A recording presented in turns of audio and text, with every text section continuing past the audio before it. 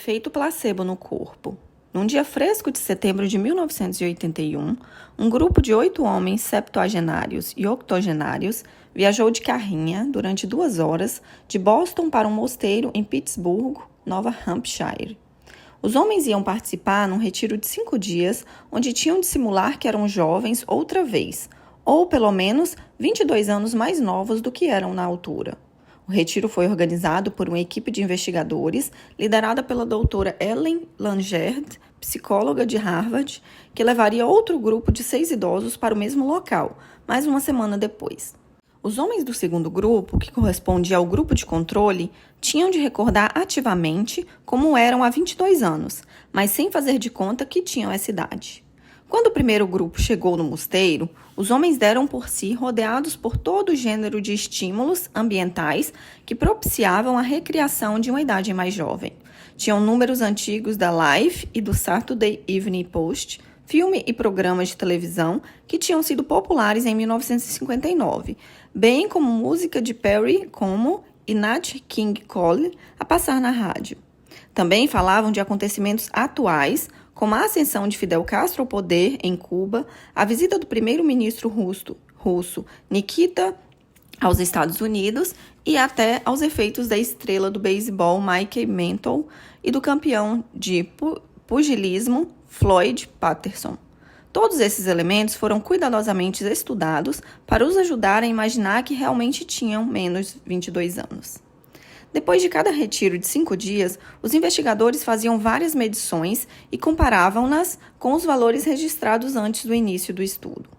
Os corpos dos homens de ambos os grupos apresentavam-se fisiologicamente mais jovens, a nível estrutural e funcional, mas os do primeiro grupo, que faziam de conta que eram mais jovens, revelavam melhorias significativamente superiores às do grupo de controle, que se limitaram a recordar. Os investigadores descobriram melhorias em termos de altura, peso e porte. Os homens ficaram mais altos porque assumiram uma postura mais ereta, as articulações ficaram mais flexíveis e os dedos mais compridos, porque a artrite diminuiu. A visão e a audição apuraram-se. A força de preensão aumentou. A memória tornou-se mais aguçada e a cognição mental, avaliada em testes, mais apurada. O primeiro grupo registrou um acréscimo de 63% em comparação com o grupo de controle, que registrou 44%. Naqueles 5 dias, os homens rejuvenesceram literalmente, sob o olhar atento dos investigadores. Segundo Langer, no fim do estudo, já jogava futebol americano com esses homens, só de toque, mas mesmo assim, e alguns deles deixaram de usar bengala. Como é que isso pôde acontecer?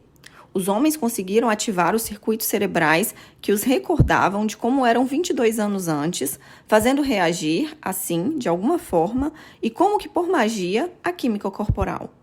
Não se sentiam apenas mais jovens, tornaram-se fisicamente mais jovens, como comprovaram as inúmeras medições. A mudança não ocorreu apenas nas suas mentes, ocorreu integralmente nos seus corpos. Mas o que terá feito com que os corpos produzissem transformações físicas tão impressionantes? Qual seria a causa dessas mudanças mensuráveis na estrutura e na função física? A resposta é os genes, que não são tão imutáveis como se pensa. Observemos agora com maior detalhe o que são exatamente os genes e como funcionam. Desmistificar o ADN. Imagine uma escada ou um feixe eclair numa espiral para ter uma ideia de como é o ácido desoxirribonucleico, mais conhecido como ADN. Armazenado no núcleo de todas as células vivas no nosso corpo, o ADN contém a informação pura, ou as instruções elementares que fazem de nós aquilo que somos, embora, como não tardaremos a ver, essas instruções não sejam um mapa imutável que as nossas células têm de seguir para sempre. Cada metade desse feixe de ADN contém ácidos nucleicos correspondentes que, em conjunto, se chamam pares de bases, na ordem dos 3.000 milhões por célula. Os grupos de sequências longas desses ácidos nucleicos chamam-se genes. Os genes são estruturas pequenas e singulares. Se retirássemos o ADN do núcleo de uma só célula do corpo e o esticássemos bem, ele mediria cerca de 1,80 m.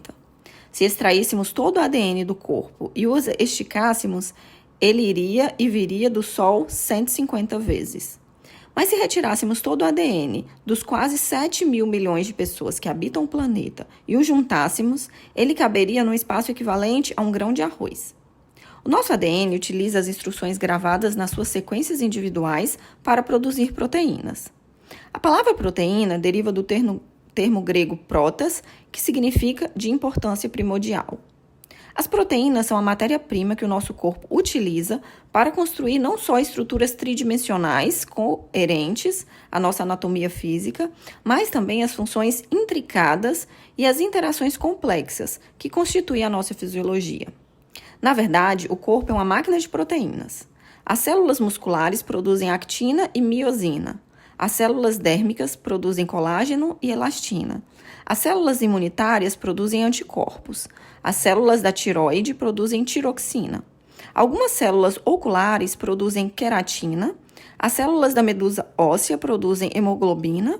E as células pancreáticas produzem enzimas como a protease, a lipase e a amilase.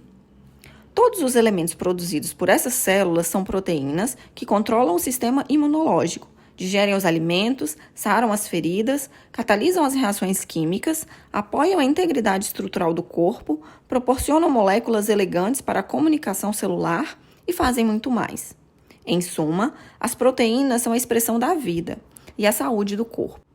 Nos 60 anos que passaram desde que os doutores James Watson e Francis Crick descobriram a hélice dupla do ADN, mantém-se o dogma central de que os genes determinam tudo numa pessoa, tal como disse Watson numa edição da Nature dos anos 70. Com o surgimento de evidências contraditórias, muitos investigadores passaram a rejeitá-lo como mera anomalia num sistema complexo. Cerca de 40 anos depois, ainda predomina o conceito de determinismo genético. A maioria das pessoas acredita na noção errada de que temos o destino predeterminado e que, tal como herdamos a forma do nariz ou a cor dos olhos, também herdamos os genes de certos câncer, doenças cardíacas, diabetes ou outras condições e nada podemos fazer em relação a isso. Apesar de podermos colocar lentes de contato de outra cor ou fazer uma rinoplastia. Os meios de comunicação reforçam essa noção, insistindo em que determinados genes provocam doenças. Programamos-nos para nos fazer acreditar que somos vítimas da nossa biologia e que os genes têm um poder supremo sobre a saúde, o bem-estar e a personalidade de cada um, e que até ditam as questões humanas, determinam as relações interpessoais e preveem o futuro. Mas será que somos quem somos e fazemos o que fazemos por termos nascido assim? Isso significaria que o determinismo genético está profundamente enraizado na nossa cultura e que existem genes para esquizofrenia, genes para homossexualidade, genes para liderança e daí por diante. Não passam de crenças ultrapassadas baseadas em informações fora do prazo. Em primeiro lugar, não existem, por exemplo, genes para a dislexia, o déficit de atenção ou o alcoolismo, pelo que nem todos os problemas de saúde ou variações físicas se associam a um gene. E menos de 5% das pessoas do planeta nascem com problemas genéticos, como diabetes do tipo 1, síndrome de Down ou anemia falciforme. Os outros 95% podem desenvolver esses problemas, adquirindo-os devido ao estilo de vida ou ao comportamento. O contrário também se aplica. Nem todas as pessoas com genes associados a um problema, como a doença de Alzheimer ou câncer de mama, acabam por desenvolver. Os genes não são propriamente ovos a chocar qualquer coisa. Não é assim que as coisas funcionam. A verdadeira questão é saber se um dos nossos genes já se expressou ou não e perceber se estamos a fazer alguma coisa passível de o ativar ou desativar. Quando os cientistas conseguiram finalmente traçar o mapa do genoma humano, deu-se uma enorme mudança na forma como encaramos os genes. Em 1990, no início do projeto, os investigadores calculavam vir a descobrir em nós 140 mil genes diferentes. Chegaram a esse número porque os genes fabricam e controlam a produção das proteínas no corpo humano. O corpo humano fabrica 100 mil proteínas diferentes e são necessárias mais 40 mil proteínas regulatórias para produzir outras proteínas. Então, os cientistas que traçavam o mapa do genoma humano esperavam encontrar um gene por proteína, mas no fim do projeto, em 2003, ficaram surpreendidos. Afinal, os seres humanos só têm 23.688 genes. De acordo com a perspectiva do dogma central de Watson, esse número de genes é insuficiente não só para criar o corpo, que é complexo, e mantê-lo a funcionar, mas também para garantir o funcionamento do cérebro. Assim, impõe-se a seguinte pergunta: se não está contida nos genes, de onde vem toda a informação necessária para criar tantas proteínas e sustentar a vida? O gênio dos genes. A resposta a essa pergunta levou a uma nova teoria. Os genes devem funcionar em conjunto, numa colaboração sistêmica uns com os outros, sendo que se expressam, ativam ou suprimem, desativam em grupos, simultaneamente na célula. É a combinação desses genes ativado em determinada altura que produz as diferentes proteínas de que dependemos para viver. Imagine um fio de luzes intermitentes de Natal, em que o grupo se apaga quando o outro se acende. Ou imagine o horizonte noturno de uma cidade, com as luzes de várias divisões de cada edifício a acender e a apagar pela noite afora. É evidente que não se trata de um processo aleatório. O genoma, ou a tira de ADN, na sua totalidade, sabe o que fazem todas as suas partes que, interligadas, funcionam numa sequência estritamente coreografada. Todos os átomos, moléculas, tecidos celulares e sistemas do corpo funcionam a um nível de coerência energética que corresponde ao estado de ser intencional ou não intencional, consciente ou inconsciente, de personalidade de cada indivíduo. Desse modo, faz sentido que os genes possam ser ativados, ligados, ou desativados, desligados, pelo ambiente exterior à célula que, umas vezes, é o ambiente interior do corpo, os estados de ser emocional, biológicos, neurológicos, mentais, energéticos e até espirituais. E outras vezes, é o ambiente exterior ao corpo, trauma, temperatura, altitude, toxinas, bactérias, vírus, alimentos, álcool e daí por diante. Em bom rigor, os genes são classificados consoante o tipo de estímulo que os ativa ou desativa. Por exemplo, os genes dependentes da experiência ou dependentes da atividade ativam-se quando vivemos novas experiências, aprendemos nova informação e nos curamos de qualquer coisa. Esses genes geram a síntese proteica e fazem com que os mensageiros químicos deem ordem às células estaminais para se transformarem nos tipos de célula que forem necessários para a cura nesse momento. Lerá mais sobre células estaminais e o seu papel na cura em breve.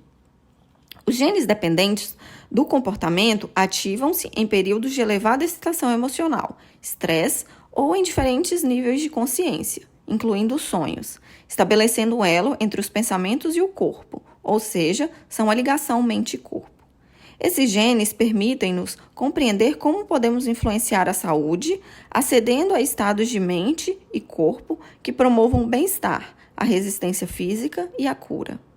Os cientistas já acreditam na possibilidade de nossa expressão genética flutuar de acordo com cada momento. As investigações revelam que tanto os nossos pensamentos e sentimentos como as nossas atividades, ou seja, as nossas escolhas, atitudes e experiências, exercem um profundo efeito de cura e de regeneração sobre o corpo, tal como constataram os homens do estudo realizado no mosteiro. Isso significa que as suas interações com a família, os amigos e os colegas, as suas práticas espirituais, os seus hábitos sexuais, o exercício físico que pratica e o detergente que usa afetam seus genes. As investigações mais recentes demonstram que aproximadamente 90% dos genes cooperam com diversos sinais do ambiente. E se a nossa experiência ativa uma parte significativa de genes, então a nossa natureza sofre a influência da forma como nos criaram. Nesse caso, por que não pegamos nessas noções e fazemos tudo o que pudermos para maximizar a nossa saúde e minimizar a nossa dependência no bloco de receitas do médico? Como escreve o Dr. Ernest Rossi no livro A Psicobiologia da Expressão dos Genes, os nossos estados mentais subjetivos, atitudes de motivação consciente e concessão de livre-arbítrio podem modelar a expressão dos nossos genes para otimizar a saúde. O atual pensamento científico alia-se com a teoria de que todas as pessoas podem alterar os genes numa só geração. Embora o processo de evolução genética demore milhares de anos, bastam minutos para que um gene altere a sua expressão, através de uma mudança de atitude ou de uma nova experiência, podendo transmitir essa alteração à geração seguinte. É bom pensar nos genes menos como tabuletas de pedra em que gravam cerimoniosamente o nosso destino e mais como armazéns com uma enorme quantidade de informação codificada ou até intermináveis bibliotecas de possibilidades para a expressão das proteínas. Mas não podemos simplesmente recolher a informação armazenada para utilizar da mesma maneira que uma empresa manda ir buscar qualquer coisa no armazém. É como se desconhecêssemos o que está armazenado ou como lhe aceder, acabando por só utilizar uma pequena parte do que realmente dispomos. Aliás, só chegamos a expressar cerca de 1,5% do nosso ADN, deixando os outros 98,5% latentes no organismo. Os cientistas chamaram-lhe ADN lixo, mas não se trata realmente de lixo, apesar de ainda não saberem como é utilizado todo esse material. Já sabem que pelo menos uma parte é responsável pela produção das proteínas regulatórias. Na verdade, os genes contribuem para a formação das características de uma pessoa, mas não as determinam, escreve o Dr. Dawson Church no livro O Gênio dos Seus Genes. As ferramentas da consciência, incluindo crenças, orações, pensamentos, intenções e fé, correlacionam-se a miúde muito mais com a saúde, a longevidade e a felicidade do que os genes. A verdade é que, da mesma maneira que o corpo é muito mais do que um saco de ossos e carne, os genes são muito mais do que simples informações armazenadas. A biologia da expressão do gene. Observemos agora atentamente a forma como os genes são ativados. Podem intervir vários fatores distintos, mas, para refletirmos melhor acerca da questão aqui explorada da ligação mente-corpo, preferimos simplificar.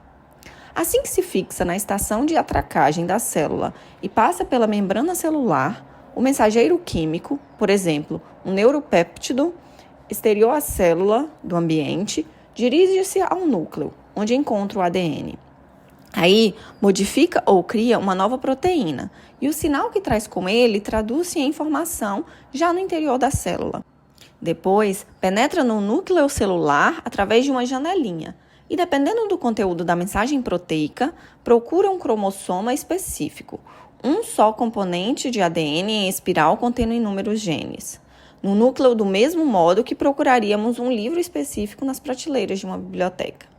Cada tira de ADN está coberta por uma manga de proteína que funciona como filtro entre a informação aí contida e o restante ambiente intracelular do núcleo. Para que o código de ADN seja selecionado, é preciso remover ou desenrolar a manga de modo a que este se possa manifestar, tal como o livro retirado da prateleira da biblioteca só pode ser lido se o abrirem. O código genético de ADN contém informação à espera de ser lida e ativada para criar uma determinada proteína. Enquanto essa informação não se manifestar no gene, depois de removida a manga de proteínas, o ADN fica latente. É um armazém de informação codificada à espera de ser aberto ou destrancado. Pode ver o ADN como uma lista de peças com potencialidades que aguardam instruções para construir proteínas, que, por sua vez, regulam e mantêm todos os aspectos da vida. Depois de selecionar o cromossoma, a proteína abre-o, removendo a cobertura exterior do ADN.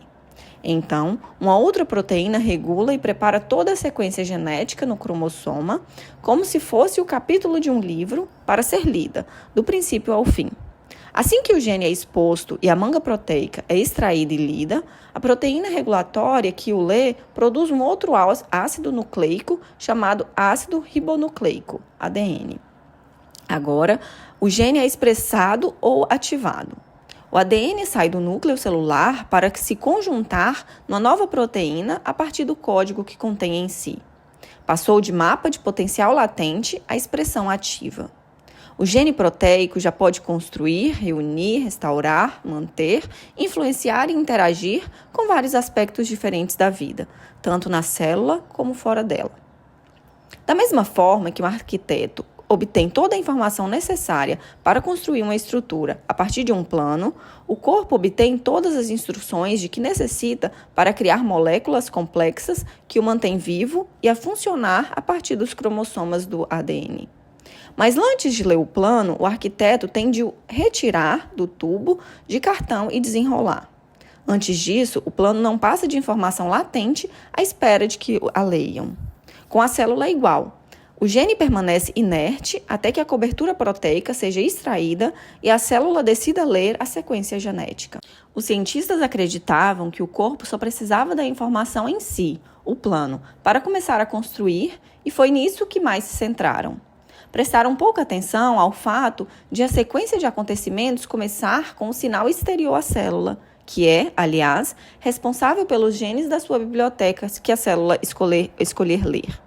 Tal como já constatamos, esse sinal inclui pensamentos, escolhas, comportamentos, experiências e sentimentos. Assim, faz sentido que, caso deseje alterar esses elementos, também possa determinar a sua expressão genética.